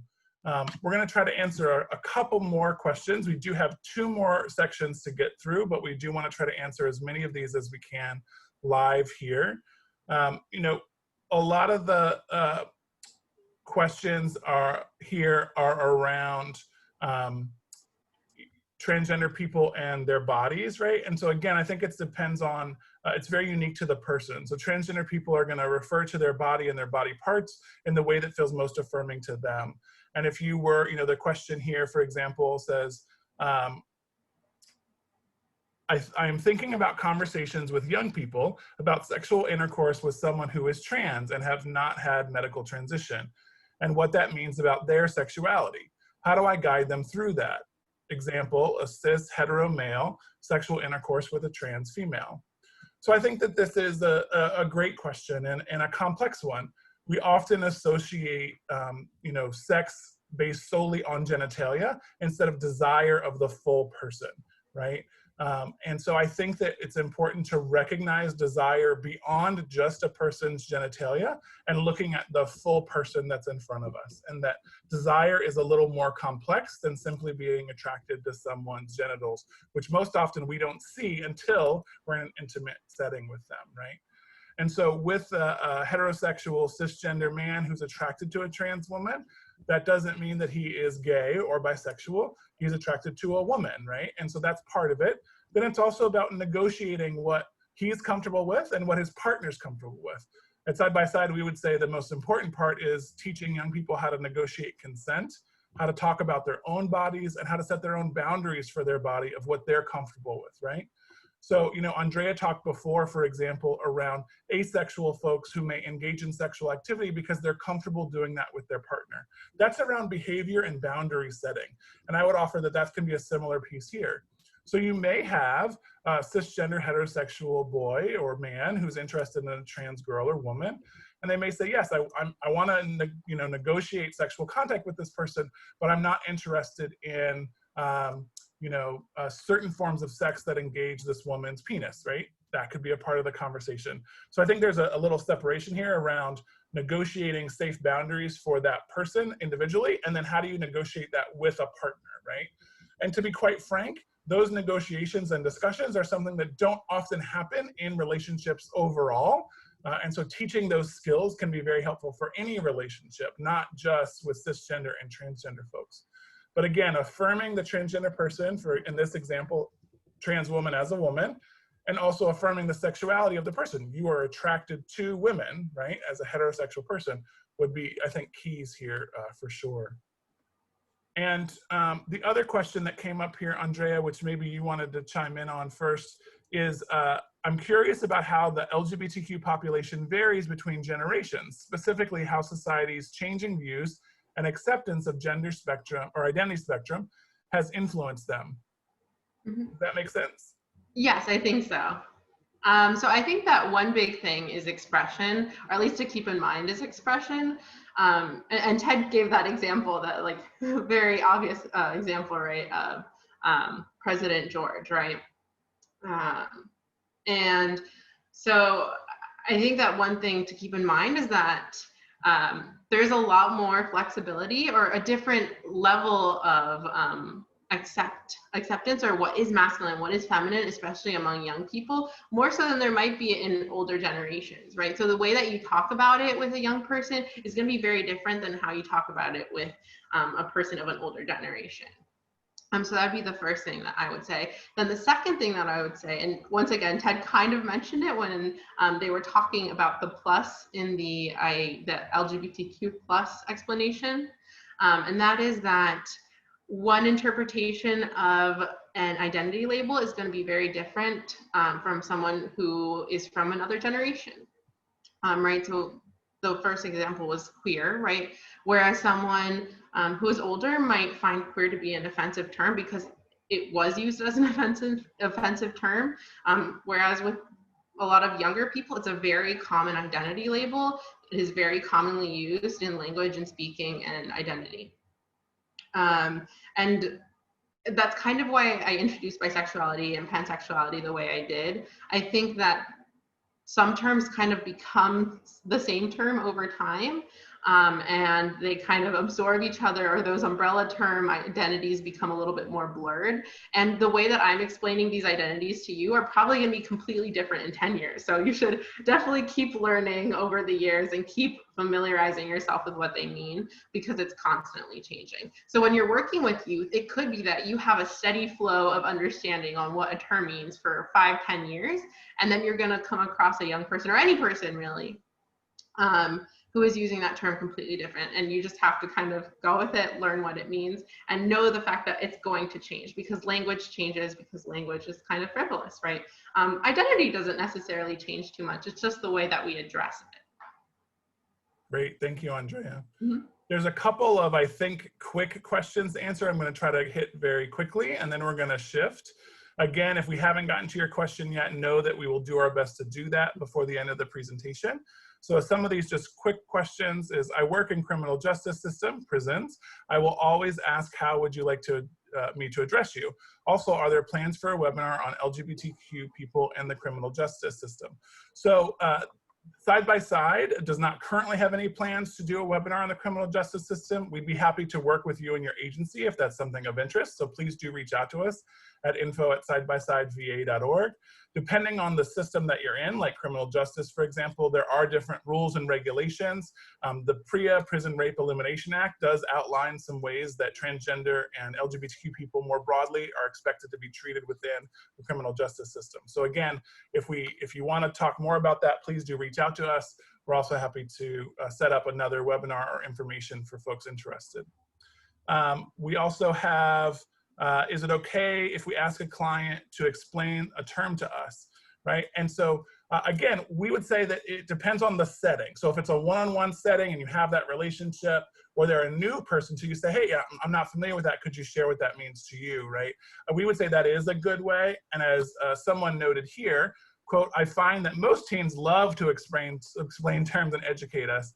It allows them to be the expert and can build rapport. And that is true.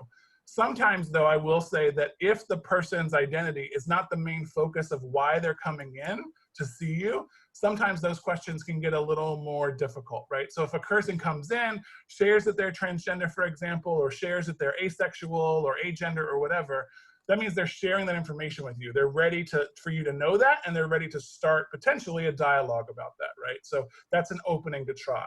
If a person's coming in and they're saying, you know, hey, I'm experiencing a lot of anxiety, and they don't mention that they're transgender, it's better to focus on the anxiety, right? And we'll talk a lot about that a little bit more in a moment. And then what age children know he or she is gay? And I know, Andrea, you talked a little bit about that, but was hoping you could touch on it one more time before we shift.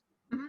So kids can know super, super young, right? I've had elementary school, like kindergarten teachers even talk about the youth that they work with identifying that way.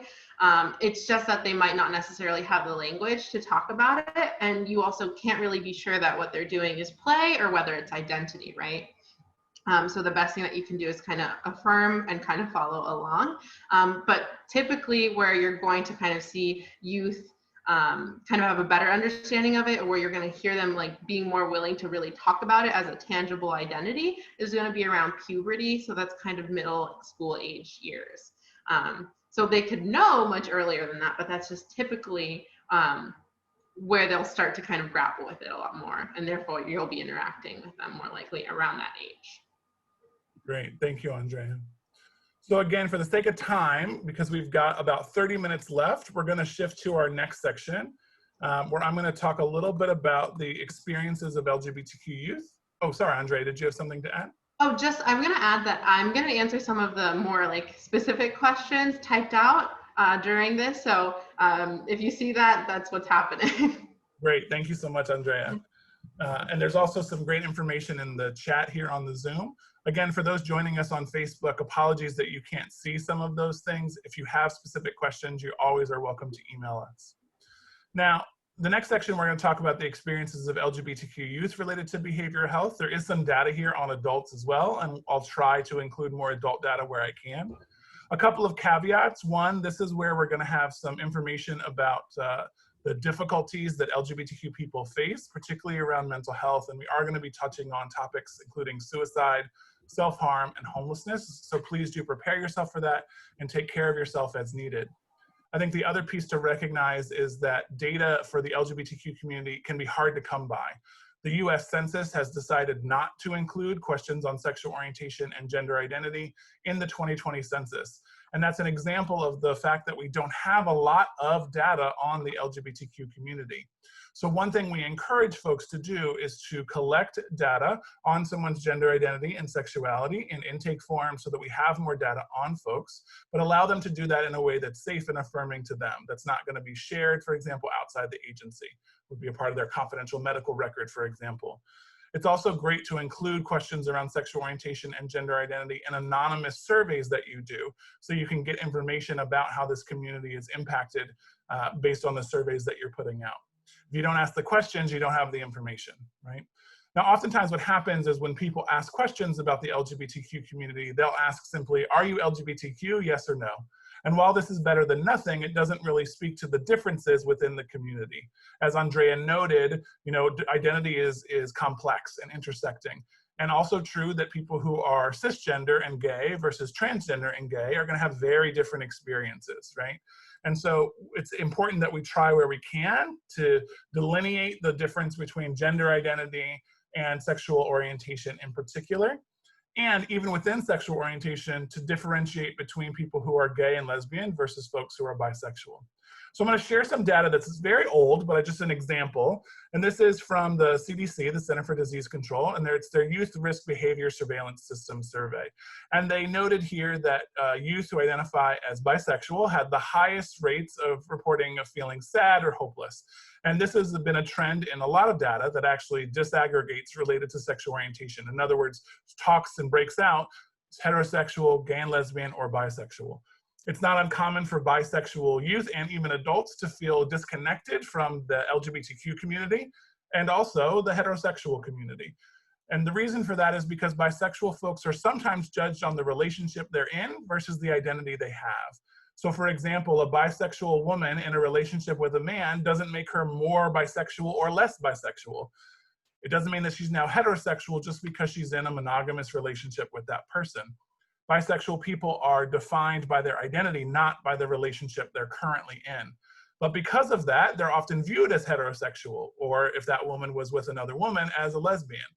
And that doesn't really speak to the fullness of who that person is as a bisexual person. This is sometimes referred to as bi erasure. And again, it's that erasing of the bisexual identity. And so when we can get the data that shows and breaks out the difference between gay and lesbian folks versus bisexual folks, bisexual people often have the highest risk factors related to mental health distress. Now, more broadly, if we want to talk about the LGBTQ population, studies show that they're between 1.5 to 2.5 times more likely to deal with anxiety and depression at some point in their life. And transgender and gender nonconforming youth specifically are 30% more likely to experience depression. Now, as Andrea already noted, this is because of how society views and treats LGBTQ people, not because being gay somehow means you're automatically more likely to be anxious or depressed. It's how other people treat you. It's that fear of being disconnected from family, for example, or disconnected from friends, or losing employment opportunities. That's what we're talking about. And when we're talking about risk, it's really around these mental health factors and that disconnection from family. We're really looking at, with youth, suicide, self-harm, and homelessness. This is also true for adults, but it's in particularly true for youth. So again, the Trevor Project notes that lesbian, gay, and bisexual youth are 3 to 5 times more likely to attempt suicide than their heterosexual peers. 42% of transgender people will attempt suicide in their lifetime. That's from the National Center for Transgender Equality. They also noted that the majority of those transgender folks who attempted suicide had their first attempt before the age of 20. At Side by Side, we do surveys every 6 months of the youth that we serve. It's not a full picture of everyone we work with, but it gives us a snapshot. And typically between 50 to 70% of youth note that they have seriously considered suicide in the last 6 months. Now this data is a little bit skewed because these are young people coming for support groups. But I think we can agree that that's a significantly high rate of suicidality among young people. Now self-harm is somebody who is not necessarily suicidal, though sometimes these are connected, though not always.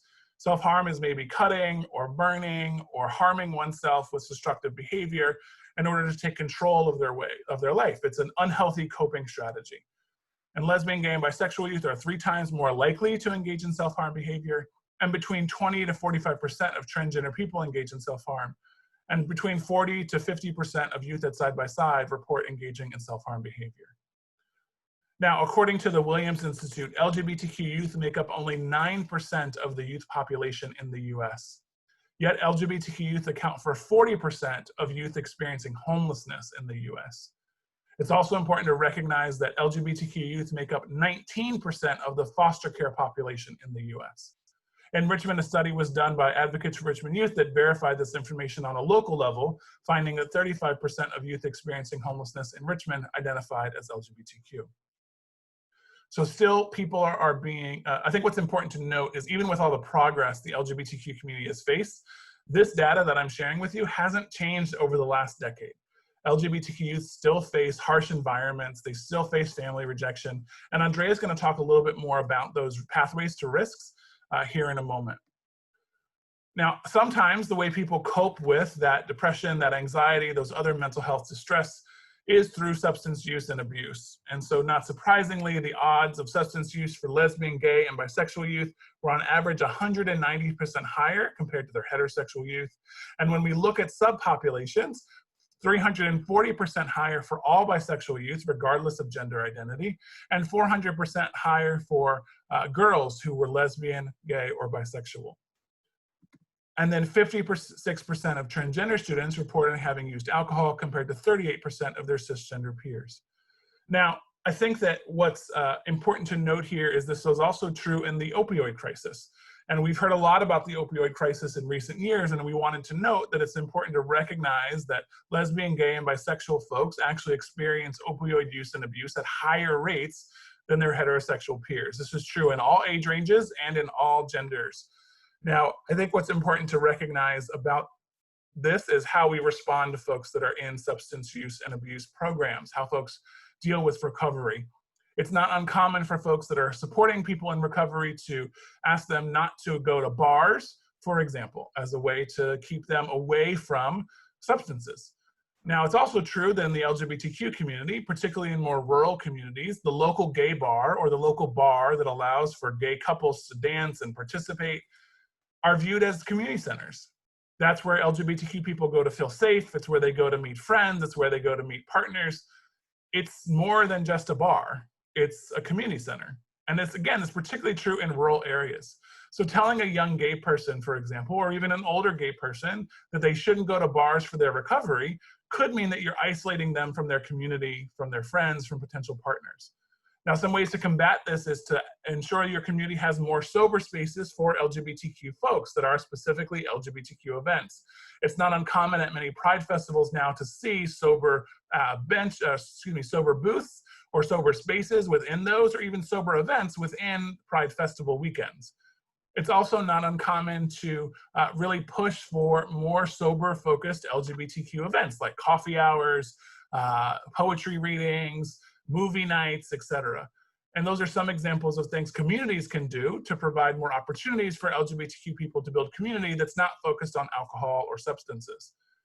But again, I just give you that example as a different way to think about how we might engage with folks in recovery, for example, that are in the LGBTQ community versus those who are not. Now, the last two slides talk about youth and the focus on changing a young person's sexuality or gender. And the Trevor Project put out a study in 2019. They actually just released their 2020 study, and we haven't had a moment to update our slides yet, but the 2020 study showed similar results. The majority of LGBTQ youth were asked by an adult to change their sexuality or their gender. And it was found that when youth were asked to simply change who they were, they had higher rates of suicide attempts than those who were affirmed in who they were and were not questioned in their identity, right? The other thing is something called conversion or reparative therapy.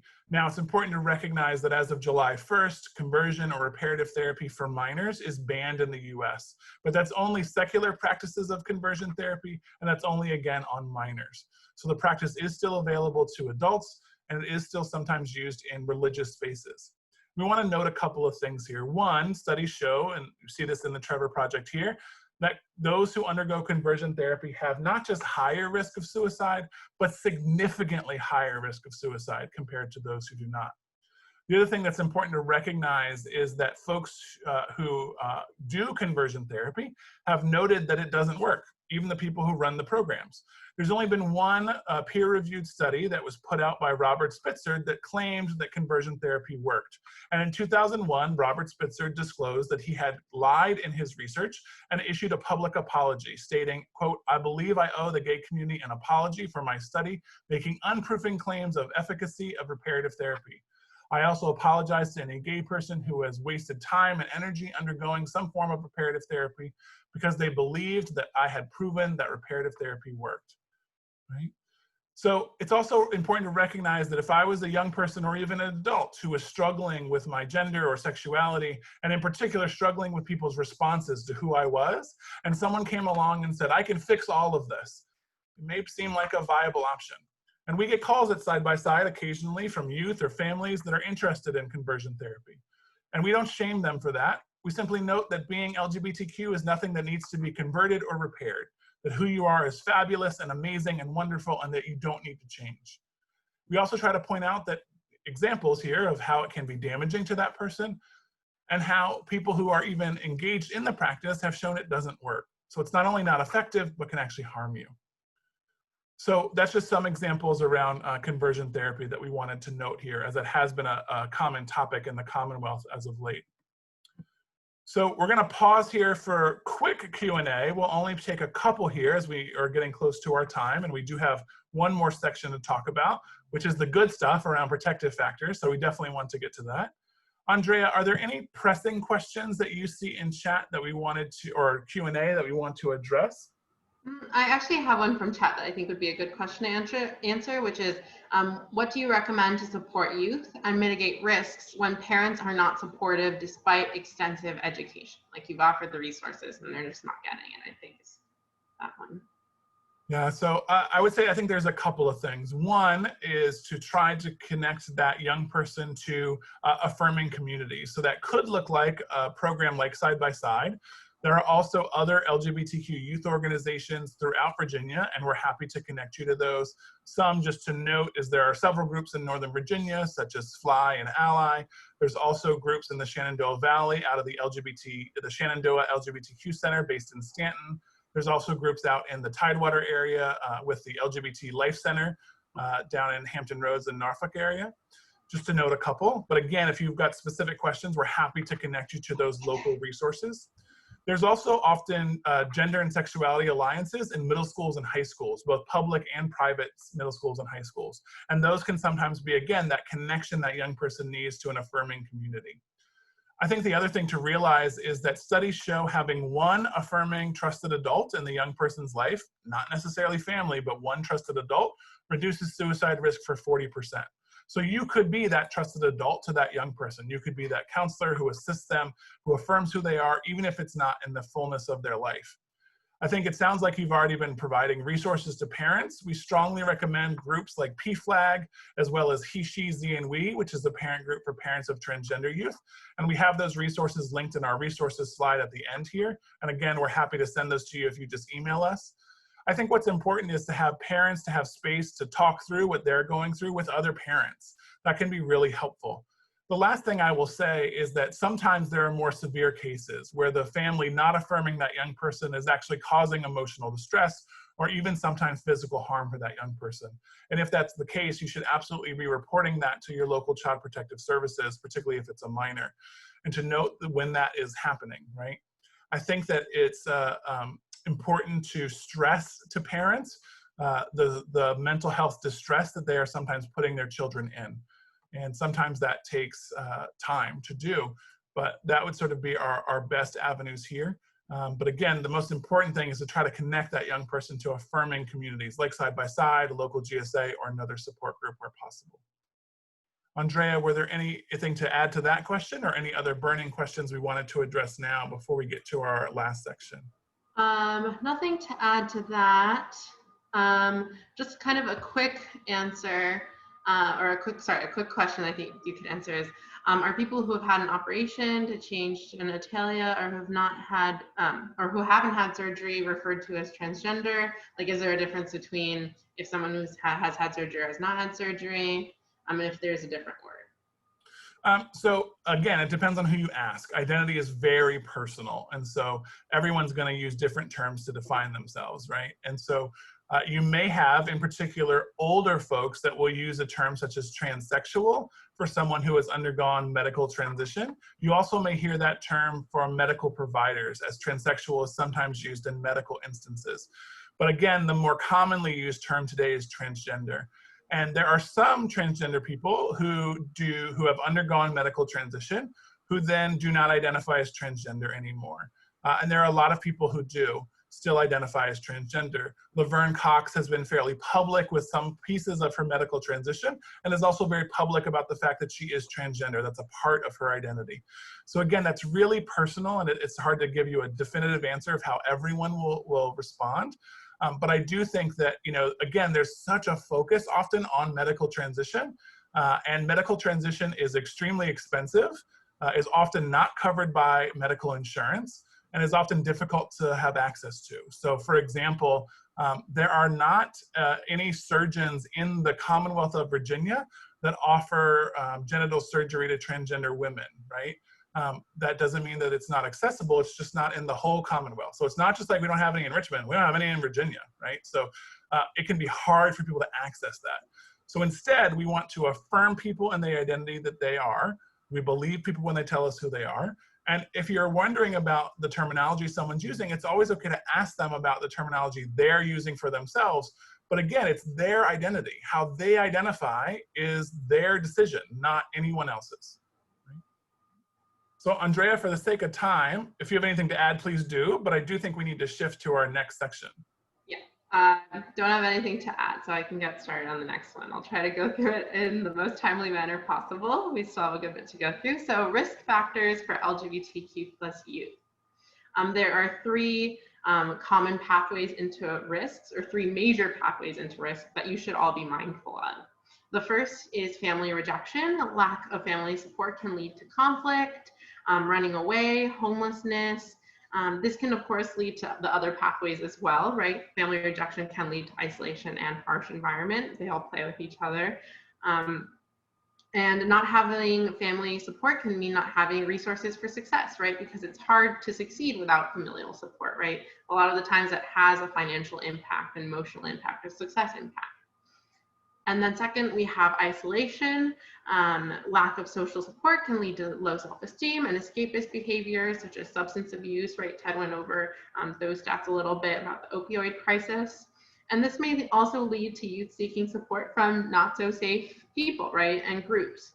Not having social support opens youth up to major vulnerabilities to people who can kind of further lead them into the other risk factors. And then finally, we have harsh environment.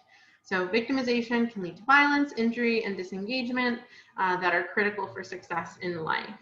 You can find harsh environments in many contexts, but an example would be schools, unfortunately, for a lot of youth.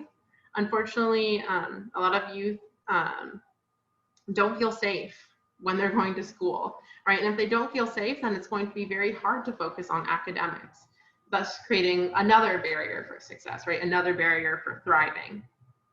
If you could click next slide, Ted. So digging a little bit deeper into family rejection, we have a couple of examples of what that can look like, right? So there's excluding youth from family and family activities, blaming a child when they're discriminated against, pressuring a child to be more or less feminine or masculine, telling them that God will punish them, telling them that their family will be ashamed of them. There's a bunch of examples of what that can be, but there's a harsh way, and sometimes there's a less overt way, and a way that kind of is coming from a loving place, but that can still cause harm, which I think I actually saw in one of the questions, so I'll give an example here. One of the examples is blaming the child when they are discriminated against because of their identity, right? A harsh way that a caregiver or someone who's working with a young person could engage in that conversation is say like, well, they wouldn't pick on you if you didn't act so gay, right? That's very overt, very non-affirming. But then there's also the angle of a parent maybe saying, or a caregiver saying, like, I'm really worried about you, you keep getting bullied, and I just want you to be safe. Maybe if you didn't act that way, then people wouldn't bully you, people wouldn't pick on you, right? So it's coming from a place of fear and care for that young person, but it's still placing the blame on that child or that young person for their own bullying, right? It's saying like, well, if you weren't who you are, if your identity wasn't who you are, then you would be fine, right? If you were more normal, then you would be fine. The last example on here also, making the child keep their identity a secret in the family and not letting them talk about it. So the more overt phrasing of that would be, don't tell grandma, it'll kill her, versus saying like, if you tell grandma about your sexuality or your identity, she's not gonna get it and you guys have such a great relationship, I'd hate for that to be ruined, right? And that's once again placing the work on the young person to keep, once again, who they are intrinsically a secret from their grandma, versus, right, putting the work on the grandmother to work to actually understand that young person, right? If there is love there, then they should understand it, right? So once again, just placing the onus of labor, the majority of the labor on the young person who's just being who they are, right? Next slide, Ted. So there's 5 dimensions of isolation here. The first is recognition that the self is different, recognizing that your experience isn't typical. It creates feelings of isolation, right? Just feeling like, oh my God, I'm so different from everyone else. No one else must feel this way. And then 2, social isolation, not being able to talk to anyone about their identity, right? If you don't feel like there's other people like you or people who'd understand, there's no one to talk to. 3, emotional isolation, feeling separated from important networks in your life, like family, right, that we talked about. 4, cognitive isolation, so lack of role models or information, or just positive portrayals of LGBTQ plus people. In fact, a lot of the time, a lot of young people or LGBTQ plus people in general see negative portrayals in the media or in schools or in their curriculum. And having positive role models creates an image of like, oh, I can be successful too, because so-and-so is also LGBTQ plus and able to be successful. And there's so many famous and talented LGBTQ plus people. It's just that a lot of the time we don't talk about them. And then 5, concealment of identity, pressures to be like everyone else and conform to expectations, right? That gender binary we talked about earlier, just feeling like I can't be who I am intrinsically, who I am as a person is not normal, is not acceptable, and that's isolating. Next slide, please, Ted. Harsh environment. So almost 90% of LGBTQ plus youth hear anti-LGBTQ plus comments regularly at school, and 25% hear these remarks from school staff even. And then more than a quarter of LGBTQ plus youth report physical harassment in school. Over half of LGBTQ plus youth report discrimination in their schools. And then only 18% of LGBTQ plus students report being taught positive things about LGBTQ plus people in school classes, right? So going back to what I mentioned before, if you've heard your own math teacher make transphobic remarks, and you are trans yourself, and you're struggling in math class, it's not going to feel very safe or easy to ask that math teacher for help, right? Because they have not made themselves an open or affirming space for LGBTQ plus youth, right? So it has a direct impact on a youth's success to create this harsh environment, right? And it definitely has an impact on a youth's mental health. So once again, it's not that this young person is trans and therefore they cannot succeed in school. It's that they're trans and all these barriers are being created around them that don't let them access success in the same way that their peers can. If you wouldn't mind clicking next slide. So we've gone over the risk factors and Ted went over the stats, right? And they're pretty harsh and hard to look at, but there's a way to address them and there's a way to act and a way to do new practices and procedures in order to help mitigate those risks. So next slide, please. There's some key protective factors that side by side always kind of lives by, and the first is trusted and caring adults make a huge difference in a young person's life, in anyone's life, right? To even have one person can make a big difference for someone who had no one before, right? And then 2, a knowledgeable community. It's one thing, right, to have a trusted and caring adult, then it's another one to have a trusted and caring adult who also is working to kind of understand the terminology better, working to better inform themselves in order to work with LGBTQ plus young people. So all of you here on this training right now are making yourselves a more knowledgeable community, and also hopefully kind of therefore branching out and making the people around you a more knowledgeable community as well. Then 3, seeing themselves represented positively in their community, right? Those positive role models. 4, connecting with other LGBTQ plus youth and strong allies. Ted kind of mentioned this a little bit earlier, right? But this is like getting youth into like some sort of like youth club, youth organization, right? Like, or side-by-side support groups in school, maybe GSAs. Basically anything where a young person can connect with other people with similar identities, because it's really helpful to get advice from people who've gone through the same experience.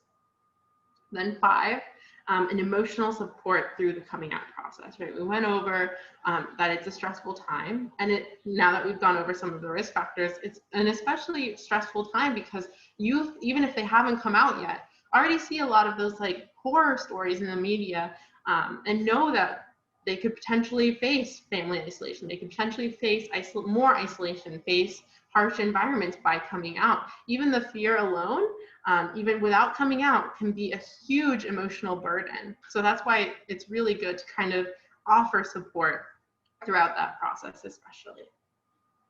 Next slide, please, Ted. So some best practices that we always suggest is training for staff. Like I said, for this now, right, this is a training. 2, affirming policies and practices, including inclusive non-discrimination policies. This is only helpful if they're actually enforced, right? If their affirming policies and practices actually happen, right? Because if you have something written on paper, but it's not actually happening in real life, then it might as well not exist because it's not really helping anyone, unfortunately. And then 3, GSAs, gender and sexuality alliances in connection with other LGBTQ plus youth, right? Like I said before, connecting with peers is a really, really helpful protective factor to feel like there's other people like you. And then 5, resources available for youth and families. So one way to help mitigate family isolation is to make families better informed, right? In order to give them the resources to educate themselves and therefore be more supportive of their youth, right? Of the youth that they're working with or that their family of, right? Because that youth is going to be around that family all the time. And so it's the best thing that you can do is to make sure that that environment is a safe one and a happy one. Next slide. So using a trans youth's chosen name is suicide prevention. So transgender youth who are called by their chosen name consistently at school, home, work, and with friends experience 71% fewer symptoms of depression, 34% decrease in reported thoughts of suicide, and a 65% decrease in suicidal attempts. I call it a very easy solution. It is a very easy solution to just call someone by their chosen name, right? Not changing policies, not changing almost anything. It's just calling a transgender youth by their name can save their life. Next slide, please. Transgender broken arm syndrome. So this is a very common issue, right? And we kind of mentioned it a little bit before. A lot of the time, trans people deal with people constantly being uber focused on their trans identity. And this can come from a very well-intentioned place as well. People can become so focused on doing the right thing for this trans youth, right? When working or interacting with trans youth, that the whole focus becomes that person's trans identity instead of the other issues that they might be facing. So when doctors allow themselves unduly to see a patient's trans status is so exceptionally confounding that they fail to arrive at a timely and appropriate diagnosis or course of treatment, prompting and exasperated, can we just please fix this broken arm? Type 1 is trans as distraction. It spends time asking questions about transition instead of dealing with the issue presented, right? Here are the examples that someone goes and talks about like their broken arm, or it could be that they're talking about another mental health issue that doesn't have to, or they don't feel is related to their trans identity, but all that the caregiver, the service provider is talking about is their trans identity. The second type is trans cause. And that is when the issue is presented as being caused by them being transgender. So it'd be like, you are depressed because you are transgender, or you are facing these issues in school because you are transgender. And if you weren't transgender, you wouldn't face them. And maybe that's true because then they wouldn't have that societal rejection, that societal issues that happen, but it's not directly caused by them being transgender. So these are two big kind of pitfalls that you want to avoid when you're working with trans youth, or anyone who's trans, really. And then oh yeah, go for it, Ted. We're actually coming up on the end of our time. And so, because it's right at noon now, and we want to be respectful of folks' time, we do have 2 slides in here around allyship. And so we're not going to go over these for folks, but again, we will be emailing out a PDF copy of the slides to everyone who registered for the Zoom. You'll also be receiving a short feedback survey from Glencora, who will ask us again to remind you to please fill that out. That helps us to make things better in the future. If we did not get to your question, please do follow up by emailing info@sidebysideva.org, and Andrea or I will get back in touch with you. If you're joining us via Facebook and didn't register for the Zoom and you would like the slides, please again email us at info@sidebysideva.org. Here are the resources that we've noted a couple of times. Most of these we've talked about. There are also some national resources on here that we do recommend. Apologies for running right at time. We were dealing with some technology issues up front, but I know both Andrea and I have to get to other trainings today. and we wanted to be respectful of folks' time. So again, if you have any questions that we didn't answer, please email us at info@sidebysideva.org. Thank you all so much for attending. If you're looking for a certificate of attendance, please contact Glenn Cora. And again, she'll be the person emailing you with the link to the survey, so please do fill that out. We're gonna stop the share here, and we're also gonna stop the Facebook Live. So again, thank you all for joining us, and we hope you have a wonderful rest of your day.